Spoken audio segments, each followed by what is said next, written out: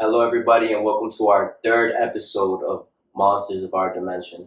I'm your host, Kelly Gomez. And I'm the co-host, Alan Moran. New episodes will be available wherever you listen to podcasts and on YouTube, so please don't forget to subscribe and rate us. You can also follow us on Instagram and TikTok at Monsters of Our Dimension. Now, before I start today's very intense case, I kind of wanted to go back in time and focus on our very first episode. We had the privilege of speaking to not only the private investigator, but to Leanne's sisters, Nicole. Like, they personally reached out to us and they gave us quite a few updates. So please, if you have not listened to the case, please do so. It is very important to help spread this case. So please check out episode number 1. Now, let's kind of before I really get into this case, I kind of wanted to give like a graphic warning to you guys, like a beware, because I'm not really holding back on this case. There will be gory details, and I'm not doing it to glorify gory stuff, but I just want people to not forget about the horrible things that these victims went through and did not deserve. So there's this quote by Mickey Pistorius, a psychologist who worked with South African police, that I want to read to you. Quote, "Serial killers are not monsters. They are human beings with tortured souls." Do you agree? I do. I very much do. I feel like serial killers are mostly psychopaths. They lack they lack a lot of empathy, which is like the feeling of guilt. They don't feel guilty about anything. And in order for them to feel anything, because they are really I don't know, they don't have emotions. So in order for them to feel something, they kill, to feel alive, I guess you could say, because I guess they're dead inside, you know what I'm saying? So you just think that they're just tortured souls? Yeah. Okay. Well, I actually disagree. No? I believe that they are monsters.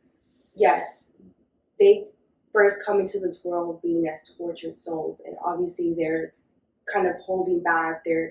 It's quote against their nature, so they're trying everything that they possibly can to not act out on these very crazy, things that they do to victims. But once they actually commit that act, then I believe they go from tortured souls to actually being a monster.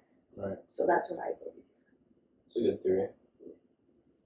Okay, so our sources for today's case are the book by Serial Killers by Brian Hines, the JackTheRipper.tour.com, JackTheRipper.org. When we think of monsters, we usually think of the boogeyman, La Llorona, or maybe even Bigfoot. And while those are correct, those monsters dwell in the supernatural dimension. But sadly, in the real world, monsters do exist, and they come disguised as humans. While most of us tend to do good and be good, there are others who are born into this world with malicious and evil intent. Who are they? We refer to them as serial killers. Today, we will be talking about the most notorious of all serial killers, Jack the Ripper. There are many reasons why Jack the Ripper is considered the most notorious. First, more movies and books have been written about him than any other murderer. While some do it for glorification, others do it for the way that this paved the criminal psychology world. Let me explain. His killings were the first to ever show the characteristics and patterns that are used to classify and identify serial killers. The killing of women that are similar in type, the sexual motive, the mutilation of the victims' bodies, the taking of organs as trophies, followed by the taunting of police. But above all, the most sinister reason why Jack the Ripper has remained the most notorious is because no person was ever charged with the crimes.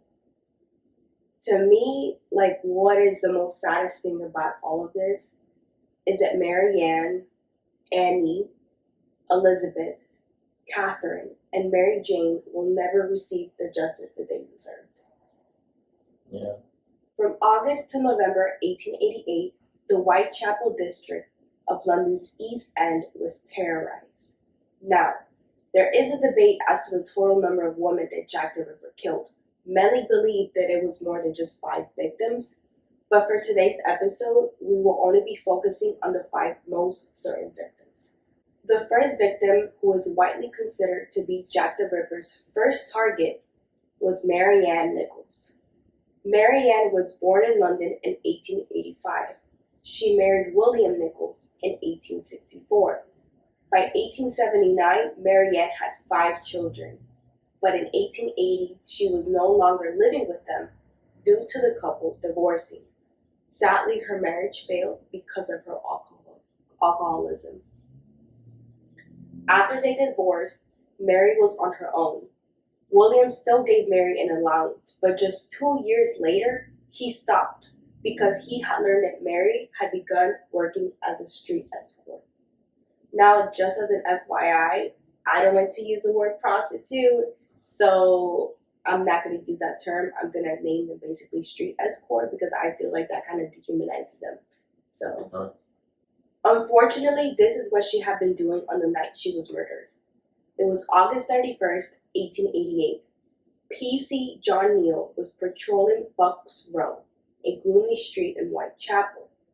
As he approached a stable yard next to a boarding school, he noticed the body of a woman on the floor. As he got closer and closer to the body, he saw that the woman's throat had been cut. Soon after, Dr. Rees arrived at the scene. Once he examined the body, not only did he confirm that the woman was dead, but that she had died only half an hour before she was being discovered. The doctor believed that she had been killed on the spot. When Mary's body was taken to the mortuary, the detailed examination revealed 2 deep cuts to the throat, both which had penetrated down to her spine. These cuts were also framed by 2 small bruises to the sides of her jaw. So basically, that just means that Jack the Ripper was holding her throat as she was slitting, like as he was cutting her. Mm. There were also abdominal injuries, thought to have been made by a strong bladed knife. These cuts were so deep that it left the intestines exposed. Based on this, Dr. Rees believed that Jack the Ripper had some anatomical knowledge and had attacked Mary from the front, which has taken no less than 5 minutes. So, it literally only took him 5 minutes to do all this. Yeah. Mary was only 42 at the time of her death. Wow, that's young. That's young. The killing of Mary Ann made headlines everywhere, including globally. In New York, The Times stated that no murder was ever more ferociously and more brutally done. Little did they know, more was yet to come. The second victim, Annie Chapman, was born in September 1841. She married to John Chapman on May 1st, 1869. By 1880, she had 2 daughters and a son. Now this is where things get a little sad for her. But sadly, the son was paralyzed, and the eldest daughter, Emily, died of meningitis, which caused Annie and John to spiral and drink very heavily. By 1885, the couple divorced, and Annie returned to live in London. But John still provided for her, and would set an allowance of 10 shillings a week. So for a while, Annie was fine financially, but then tragedy struck again, and John died a year later of cirrhosis of the liver, which meant that Annie needed to find another way to survive. That's why she ended up, becoming an escort towards the end of her life. Annie's last days were not the best. For those that knew her and saw her around town, Annie was bruised and ill. Her health was declining fast. On September 3rd, 1888, her friend Amelia met up with her. Annie confessed to Amelia that she was feeling unwell and that she might go to the hospital for a few days. Amelia asked Annie if she had anything to eat that day, to which Annie replied, "No, I haven't had a cup of tea today." Amelia handed her some money to buy food, but warned Annie to not spend it on alcohol. And I kind of have a little bit of theory on this. I feel like, because she was an alcoholic, maybe she was just basically coming down from the alcohol. She was going through withdrawals. It was September 8th, 1888 at 1:35 a.m.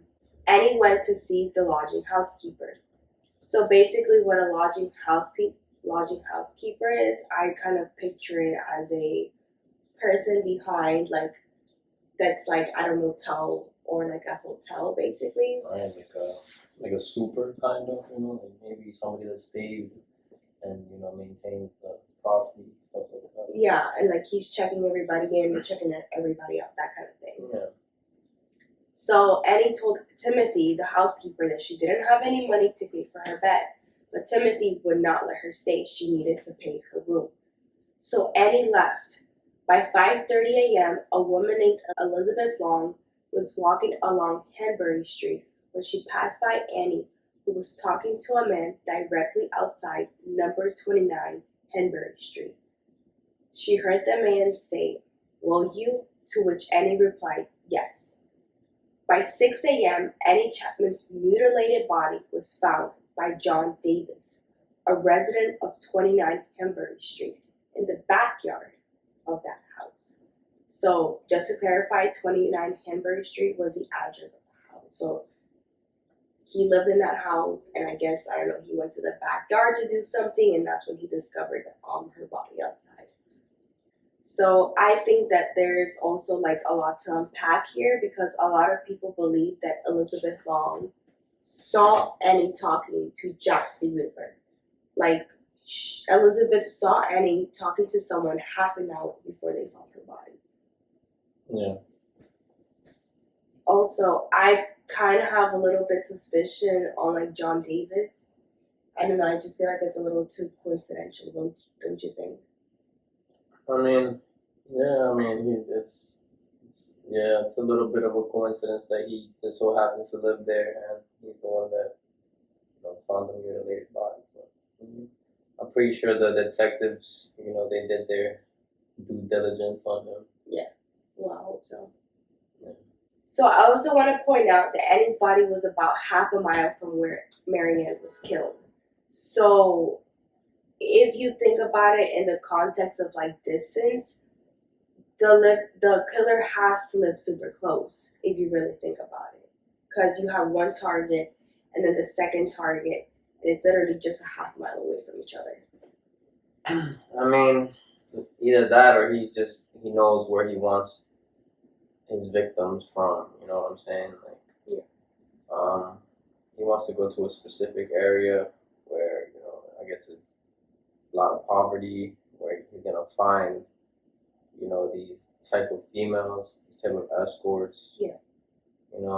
So he was probably he kept coming back to the same area. Yeah. Whenever he wanted to, when he wanted to do what he did.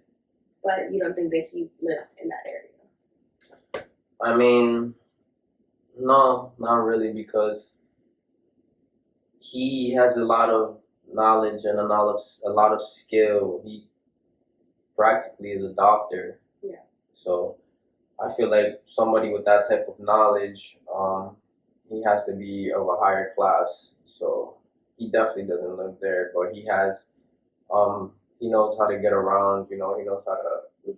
He probably stashed a horse or his carriage somewhere, and he has quick means to get out of the area fast. Okay. That's my theory about it. Yeah, because if you think about it, I mean, the fact that he knows how to mutilate these bodies and how the police pointed out, he has to have some knowledge of, how to do these things to a body. Exactly. So I don't feel like somebody that lived in that area would be experienced like that. You need, back in the day, you needed a lot of money to even practice, Yeah. medicine. So I don't, and like the type of people the type of females that he's killing are basically like women that just, I guess, like were bad in life. They had a tough go at life, and he preyed on the weak pretty much. That's a good theory. When Annie's body was found, it was clear by just looking at her that she was mutilated with even greater violence. Her throat was lashed so deeply it seemed possible that Jack the Ripper had tried to decapitate her. Her intestines had been cut free and dumped on her right shoulder. Around September 18th or 19th, the London police received its first letter by Jack the Ripper. So this is where it comes when he starts taunting the police. The letter itself was dated September 17th. So bear in mind this is Old English, and it read, quote, "I love my work, and I shall not stop until I get buckled, and even then watch out for your old pal Jackie. Catch me if you can, Jack the Ripper. Sorry about the blood, still messy from the last one." So basically he's saying that he loves killing and he isn't going to stop until he gets caught. But even then, still be beware of him, basically. He then starts taunting the police by saying, "Well, that's if you can even find me." Then sort of apologizes for all the blood and mess he left with Annie's body. Isn't that kind of sick? Yeah, no, he has some real twisted logic. He's really twisted. No sympathy at all. The third victim was Elizabeth Stride. She was born on November 27, 1843 in Sweden. By 1869, she had sailed to London and married John Thomas Stride. The couple had opened a coffee shop, but tragedy struck when in 1878, a boat that carried her husband and 2 children had sunk. Up until September 29, 1888, Elizabeth had spent her days cleaning rooms at the Common Lodging House.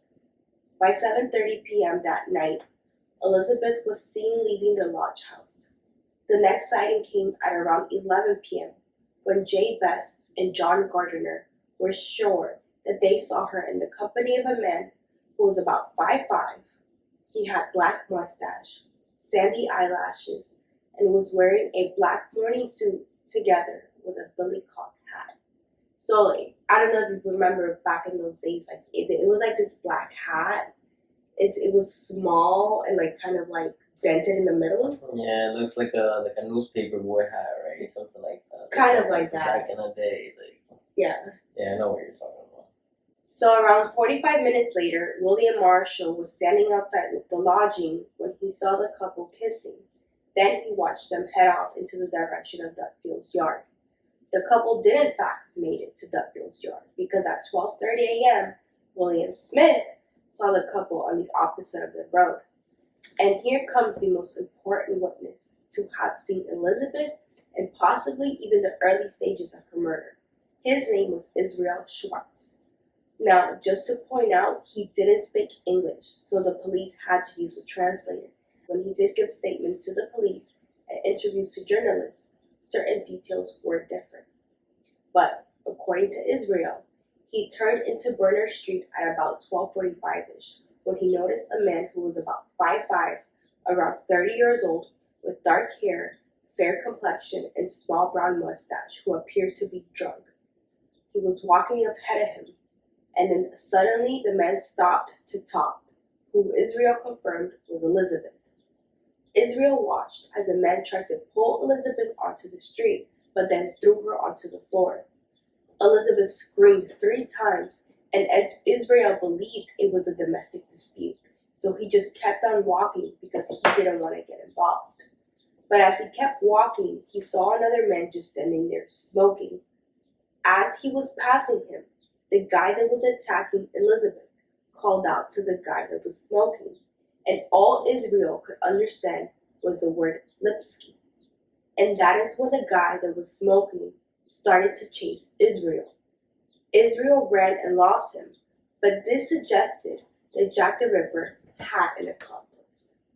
And that kind of pisses me off a little bit because if you see a woman being attacked or just anyone being attacked in general, like don't ignore it, like just because you don't want to get involved. Like he literally could have saved her life. Yeah. At 1 a.m., a man named Louis discovered Elizabeth's body. Her throat too had been cut. And before I continue, I know it's like definitely human nature to be curious, but as I was doing my research, there's literally the images of the victims' mutilated bodies on Google. Like they're literally everywhere.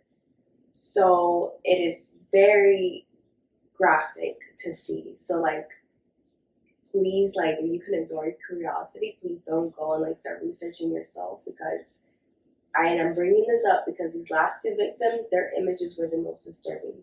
Like it's nothing pretty to see or anything. So the fourth victim was Catherine Eddowes. She was born on April 14th, 1842. She was 5 feet tall, had hazel eyes, and dark auburn hair. Friends of Catherine described her as an intelligent, scholarly woman who had a fierce temper. It's September 29th, that same night where Elizabeth has just been attacked. Catherine was being released from the police station. The previous night, she had gotten so drunk, she was arrested for basically disorderly conduct. The policeman saw her leave towards Mitre Square, which was the opposite direction of where Elizabeth had been murdered. About 1:30 a.m., Joseph stated that he saw Catherine with a man. And I do want to point out that he did say that he didn't see her face, but was almost sure it was her because he was able to recognize what Catherine was wearing. So, to me, this really isn't enough, but obviously the police thought otherwise. So they took his statement as credible. Joseph caught a glimpse of the man's face and was able to provide police with a description. Joseph said he had the appearance of a sailor and about 30 years old. He was around 5'9", medium build, and he also had a fair complexion with a small fair mustache. The man had a reddish handkerchief tied in a knot, wore a loose-fitting jacket, and had a gray peacock cap. However, Joseph does say it was only a quick glance of the man as he passed by. Since the couple was not doing anything suspicious, he would not have been able to identify the man. Catherine's body was then discovered just 15 minutes later in Mitre Square, a few steps away from where Joseph saw the couple. She was lying on her back in a pool of blood, with her clothes thrown up over her waist. This also meant that Joseph possibly saw Jack the Ripper. Now, when it came to Elizabeth and the man that she was with, the description is very close to the guy that Joseph saw with Catherine.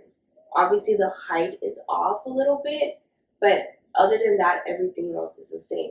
So, to me, maybe the guy that Joseph saw with Catherine could have been the accomplice that was helping Jack the Ripper. That could also be a possibility. Yeah. I mean, it's actually very smart of him to have an accomplice. It's basically like having a lookout in a way to warn him if anybody's coming, or either to scare off whoever might be being nosy. That guy, what was his name? The guy that was witnessing the dispute. Israel. Yeah, Israel. Yeah, I mean, he did probably the right thing running away because he was chasing him. He would have done something to him. Definitely. I feel like also that accomplice, he was kind of helping Jack the Ripper scout a possible victim as well. So he could have happened with him too. Most definitely. Because Jack the Ripper killed twice in one night, the police believed that he was interrupted when he was killing Elizabeth. So basically, he was only able to cut her throat, and he got so pissed off that he couldn't mutilate her body. So that is why he went and killed Catherine within half an hour. And how I mentioned before, Catherine's body suffered so much mutilation. She was completely disemboweled to where her uterus and left kidney were missing. So he took them? He took them. These killings created a widespread panic within London. People were not confident that the police would find the murderer, so local residents decided to create a Whitechapel Vigilance Committee. This committee hired 2 private detectives. The chairman of this committee, George Lusk, received a small package at his home on October 16th. When George opened it, he discovered something so gruesome. In it was half of a human kidney. Clearly, this was the killer's trophy. Apart from the gruesome trophy, a note was also in the package. This letter was like the one that was sent to the police back in September 17. It was addressed from hell and signed as "Catch Me When You Can." It read, "I sent you half the kidney I took from one woman.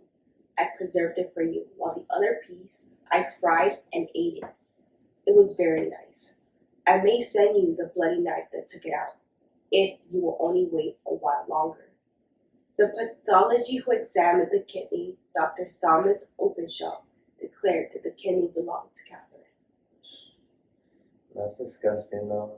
I really Was hope. he really into cannibalism like that? That's the thing, though. Like, he could be lying about it. He could, he's just taunting, like, these people at this point. But I really, really hope that he was lying about the fact that he ate half the kidney. I mean, it's not too far-fetched, like Jeffrey Dahmer was also known, another very known serial killer who also ate his victims, maybe, it's something that serial killers do. Yeah, I agree with you. It's definitely, not far-fetched, but it's very fucking sick. It's extremely. And it's just like the ominousness of his letters, like they're just very just, like, I guess you could say it's like a dark, playful, like Yeah. He's doing it in a dark but very playful manner. You know what I'm saying? Like, he's finding thrill in the fact that he hasn't been caught, because this is the second time in the letter when he's basically telling them, like, oh, well, if you can even catch me, or like, oh, if you can even find me. Oh yeah, she's basically just bragging at this point. Like, Exactly. The final victim, or at least what the ripperologists believe, was Mary Jane Kelly. Mary Jane was born in Ireland in 1863. The Daily Telegraph described her as being fair complexioned with light hair and possessing rather attractive features. By 1879, she had moved to Wales and got married to Davies. Sadly, her husband died in a pit explosion, so Mary went to live with a cousin in Cardiff, where she became a street escort. it's like all of them started off married, with great lives, had husbands, and then it's just like something traumatic happens to them that makes them resort to having to look for other means of income. Exactly, and this is a time, like back in the 1800s, where it was hard. Like, women in general, like the way that they had to survive, like this was their only means of survival, basically. No, I can imagine, because it wasn't really like a lot of jobs for females back in the day. No, unless literally their husbands had to provide. Yeah, Exactly. It was more traditional back then, like where the wife would stay home and cook and clean and things like that nature, and then the husband would have to go out and pretty much provide.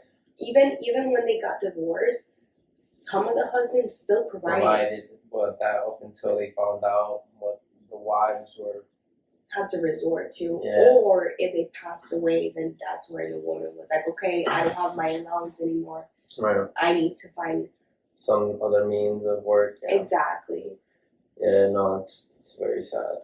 So that's why I wanted to focus on their backgrounds, because I feel like it humanizes these victims. I know that obviously when you hear about Jack the Ripper, all you mostly hear is like, oh, well, he killed all his victims were just prostitutes. Like, that's it, Right. It takes away from like their human, Exactly. So I feel like it's kind of messed up where people don't really actually get to see who these people are, and how they ended up where they were, No, definitely. By 1884, Mary Jane moved to London, to where she ended up working at a high-class brothel. It was November 9th, 1888, around midnight, when several neighbors heard Mary Jane singing. By 2 a.m., George Hutchison met Mary Jane on Commercial Street. She had asked him for money, but George didn't have any. So Mary continued walking and began to talk with a man on Thrall Street. George saw both walk into Miller's Court.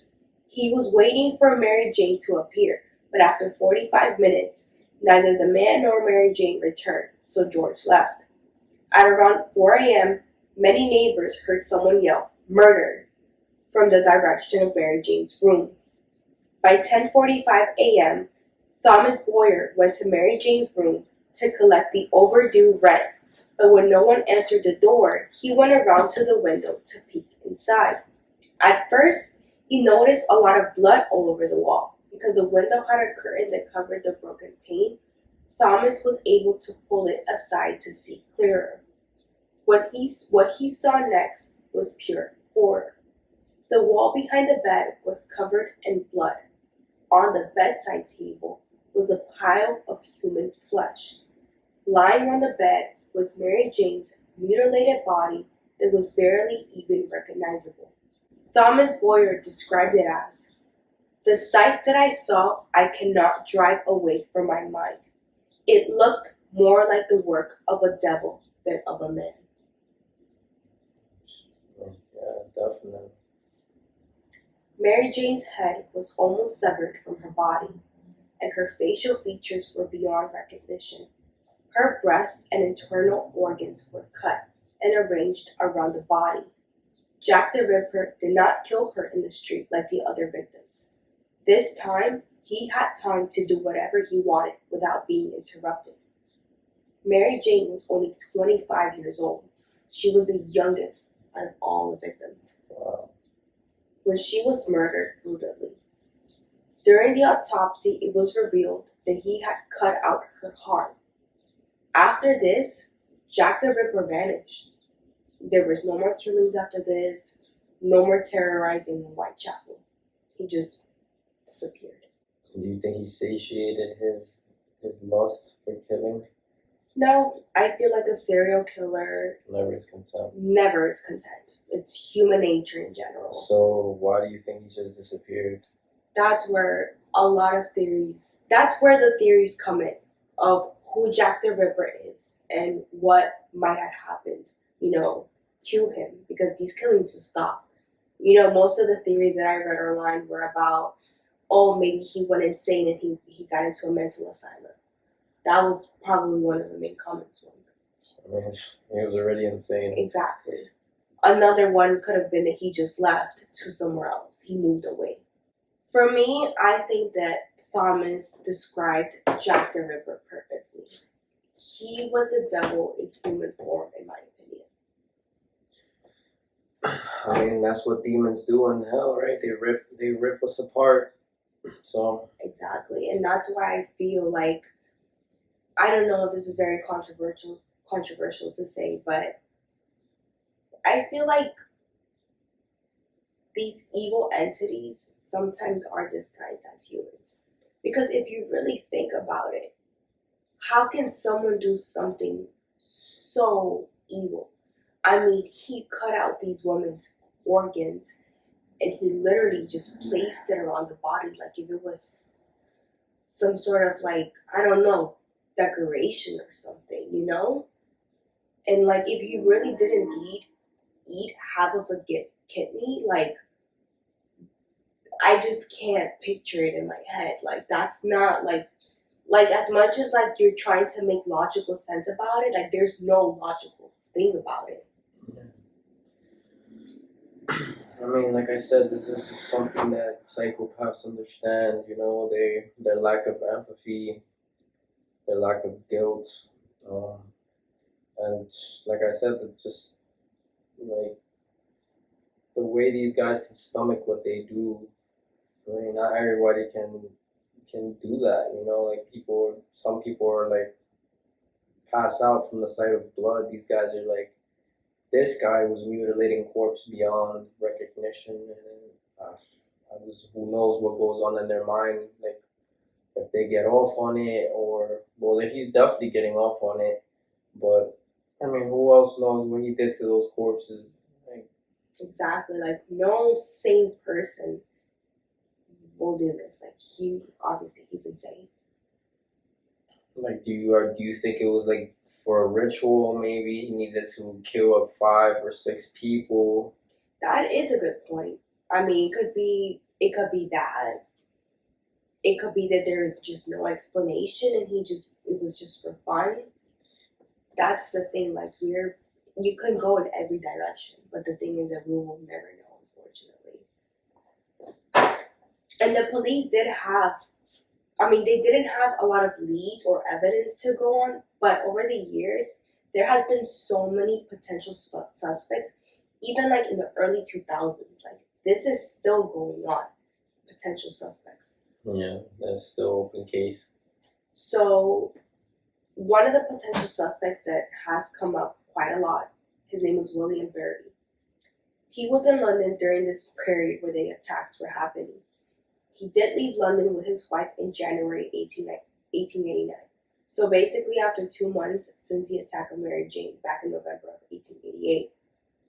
On February 5th, 1889, William murdered his wife. The way that he mutilated her body was like the way Jack the Ripper killed his victims. Police discovered that in the basement of the home, all over the walls, words were written that said, Jack the Ripper is in the back of this door, and Jack the Ripper is in the cellar. William was hanged for his wife's murder on April 24th. So do you think it was him? I mean, the route that I believe is the fact that there's a lot of people that like to imitate. So for me, I felt like it was more of an imitation. I don't know, like. I mean, yeah, because if you really think about it, I don't feel like the original Jack the Ripper would really be that stupid. You know, like he did these things to people that were obviously not connected to him in any way, and he got away with murder 5 times. And then you have this guy who all of a sudden just up and murders his wife in the same style.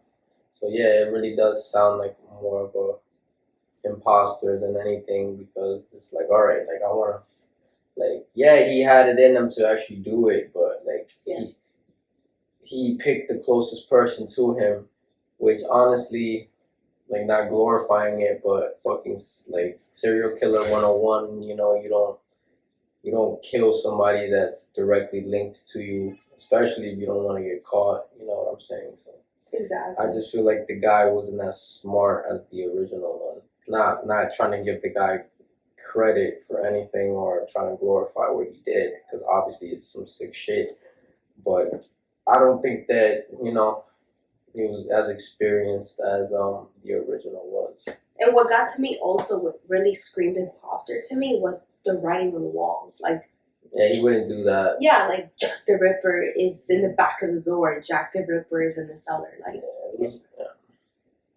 if anything, a letter was more of his calling card, you know. Exactly. Like I got away with it, so let me write a letter and then brag about it. But yeah, no, it was just too over the top with the whole blood, and yeah, it doesn't seem like his niche. It doesn't seem like his style. Yeah. You know?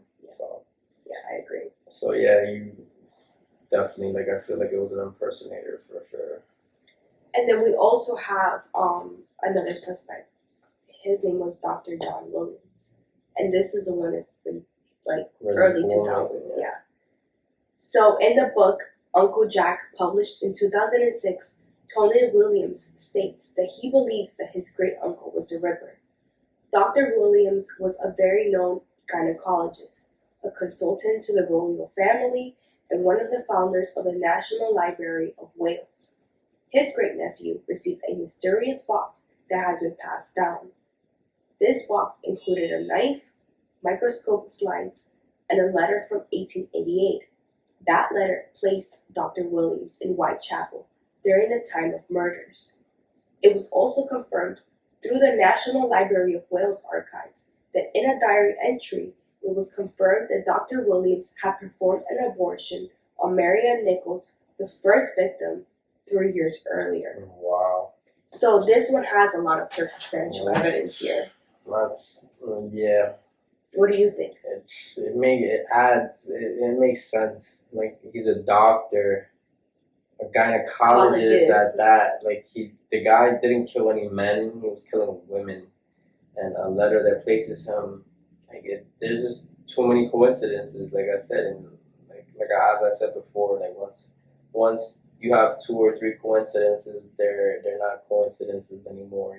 It's it's like it's facts at that point.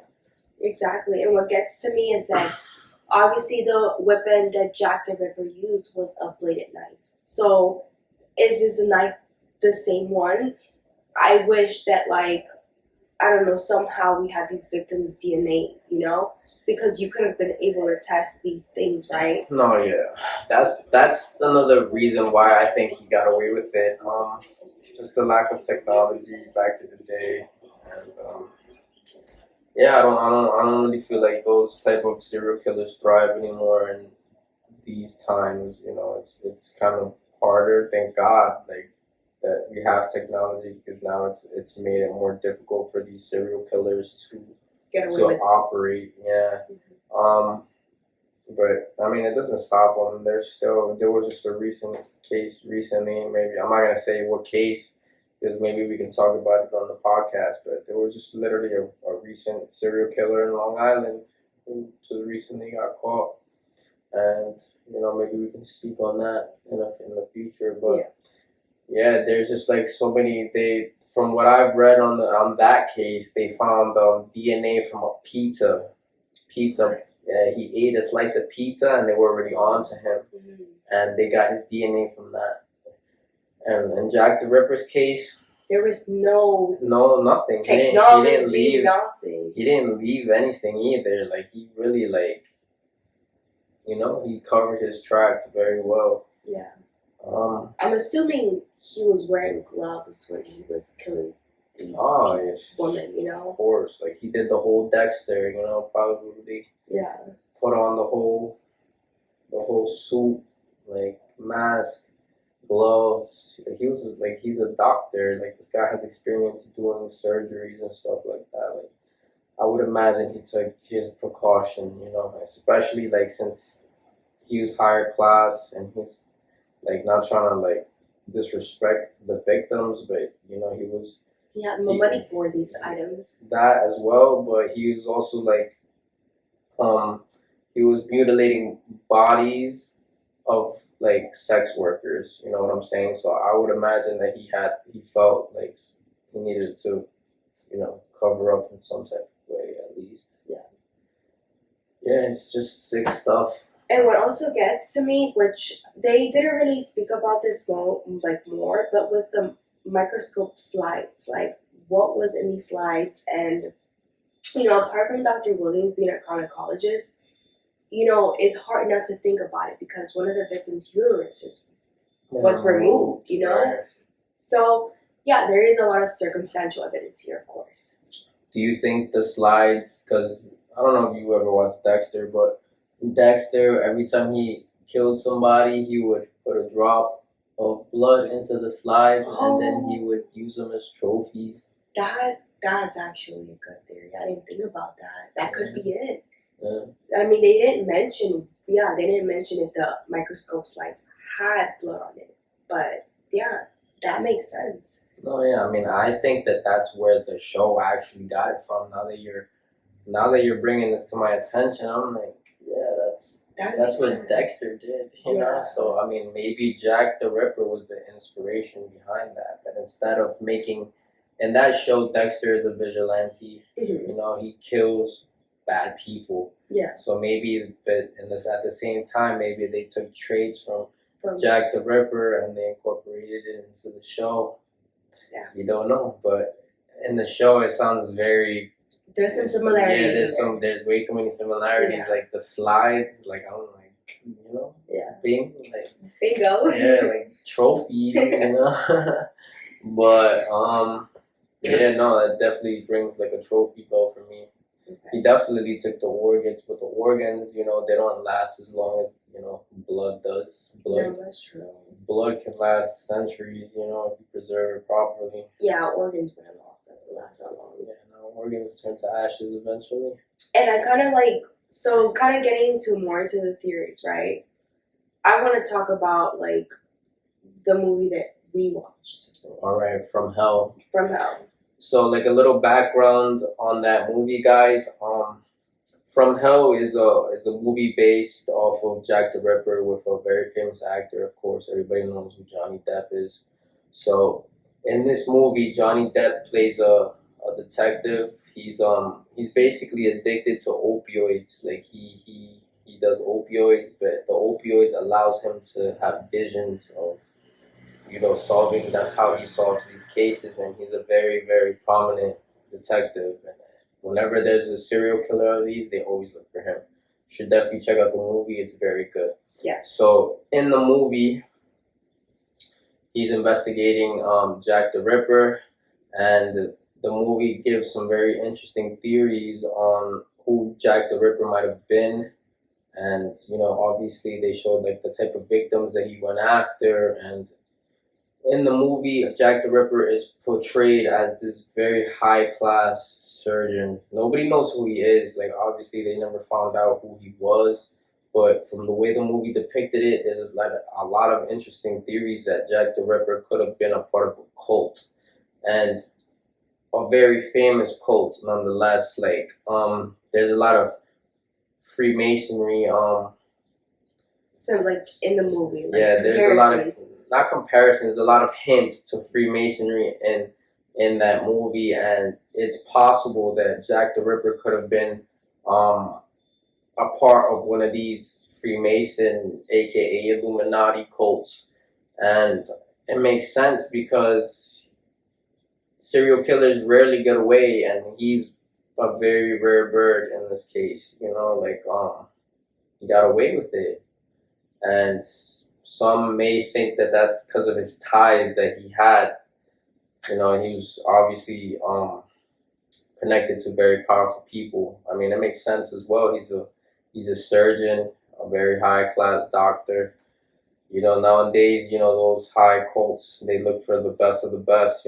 Recruit people from Harvard.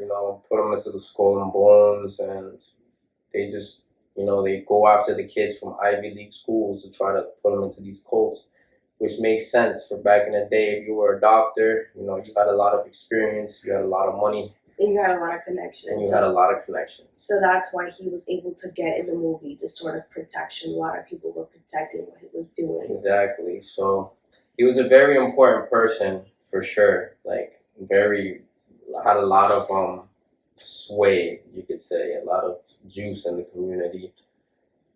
And my question is, I know that in the movie they depict it as like the Freemasons helping Jack the Ripper, but my question is like, what did they have to get? Like, what was the benefit out of this? Well, that's where the whole ritual thing comes into mind, because that cult is very satanic.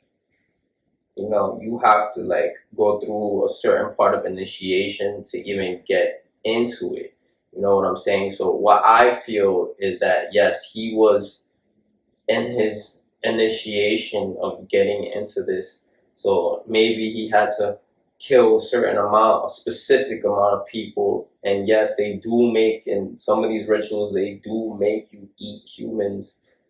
So that's why the whole kidney thing doesn't sound too far-fetched, because maybe he had to do it.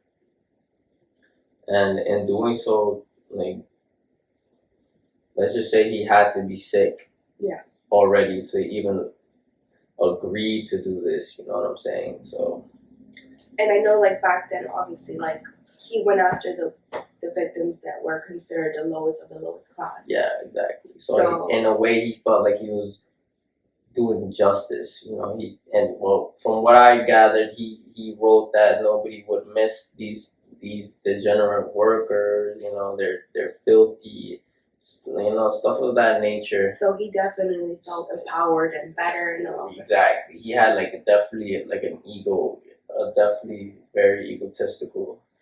And I know in real life we don't know who Jack the Ripper is, but in the movie they actually do show who Jack the Ripper was in the movie, and he basically as he was in the meeting with the Freemasons actually sentenced him to the mental asylum, right? They were. I don't know if that was him. I know who you're talking about.